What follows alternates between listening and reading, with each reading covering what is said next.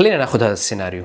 عملت دايت، نزل وزنك، فجأة وقف، بعدين بطل ينزل، فرحت قللت الأكل أكثر ووزنك كمان ما نزل. في مشكلتين عندك عم تصير الآن، وأنا راح أحكي لك إياهم وكيف تحلهم. بس إذا بدك تخلص من كل الدهون وتوصل لأحلى جسم وبدك أشتغل معك بشكل شخصي، ابعث كلمة سوبر أو شوف اللينك الموجود عندنا في البايو وإحنا بنساعدك. المشكلة الأولى، لازم نعرف إنه في خط فاصل في عملية تقليل الأكل، وعند هاي المرحلة هرموناتك بتتدخل وبتخرب عمليات نزول الوزن والدهون، والكورتيزول ببلش يطلع، والغدة الدرقية بتبدأ تتباطأ، التستوستيرون والاستروجين بينزلوا، وهون جسمك بصير يتمسك بالدهون بشكل اكثر. في دراسه منشوره في مجله اوبيزيتي، الاشخاص اللي دخلوا بعجز سعرات قوي جدا لفترات طويله ارتفع عندهم الكورتيزول بنسبه 32%. الحل انك ما تنزل سعراتك اولا بشكل مبالغ فيه، وما تجمع مع بعض قله اكل وقله نوم وتمرين عنيف وكافيين عالي، ما تجمعهم هدول مع بعض. لازم تحافظ على بروتين ودهون صحيه كافيه، واخيرا تزيد الحركه مع زياده الاكل شوي شوي. النقطه الثانيه الميتوكوندريا،